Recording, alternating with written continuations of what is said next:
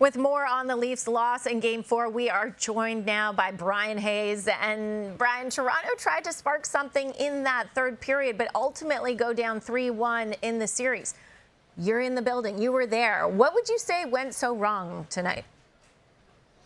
Well, I would say pretty much everything from a Maple Leaf standpoint, Sarah. This was truly one of the worst performances and I think worst losses in modern Maple Leaf history. And you said it, in the third, there was some spark. Mitch Marner scored a beautiful goal. They had some opportunities, but too little, too late. And at the end of the day, it's the same thing that's been plaguing this team really for years, but certainly throughout the regular season and into the playoffs. Their special teams has been a disaster. I mean, the Bruins have been very good on the power play, something they weren't great at coming into this series. And the Maple Leafs power play is completely non-existent. It's actually sucking the life out of this building, and it's supposed to do the complete opposite of that. Sheldon Keefe was trying to throw stuff at the wall, putting Joseph Woll into the net in the third period. That looked desperate. It did nothing. In the end, this team can't score. They can't kill penalties. Their best players have been nowhere close to as good as they should be, and they're down 3-1 because they deserve to be. And credit to the Boston Bruins. The Bruins came into town, and they played low-event hockey, and they walked out of here with 2 wins. Their best players were the best players on the ice tonight. They made a great call putting Swayman back in there for Game 4. He was great tonight. They head back to Boston. The Bruins are chock full of confidence right now. The Leafs look incredibly deflated.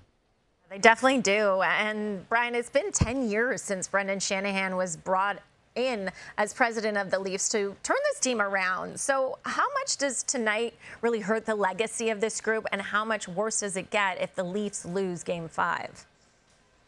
Well, I think for Leaf fans at this point, a lot of them are numb to this, quite frankly, Sarah. I mean, it has been a long, long time. Like you mentioned, Shanahan got here 10 years ago, and this is the 8th year they've gone to the playoffs with this roster in the Matthews, Marner, Nylander era. This is the 6th year now with John Tavares here, and this is the 6th straight playoff loss at home. 6 consecutive losses at home in the playoffs. That's an embarrassing statistic. That's an indictment on this team, right? Coming into the playoffs, the questions had been abound. Can they get it done? Can they show killer instinct? Tonight, this was their opportunity. Their back was up against the wall. It was a missed opportunity in Game 3. They let that slide. They had to come out flying tonight. I thought they were incredibly flat in the first period, and I think their best players were nowhere close to as good as they should be. And I know Matthews left in the third period.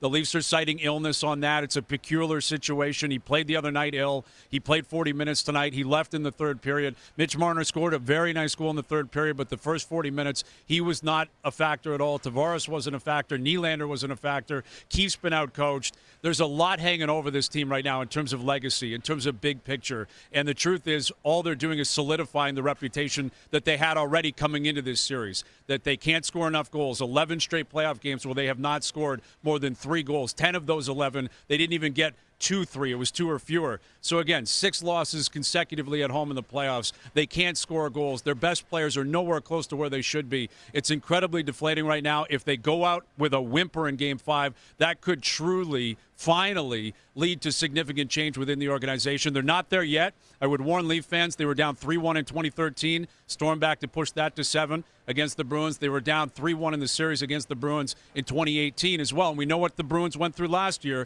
down or up 3-1 against the Panthers as well. So there is history possibly on the side of the Leafs, but I don't think even the most optimistic Leaf fan alive right now is feeling great about where this team is at going into Game 5. They better show up. If they don't, the city and the fan base is going to be incredibly upset, and there's going to be a lot of questions to answer.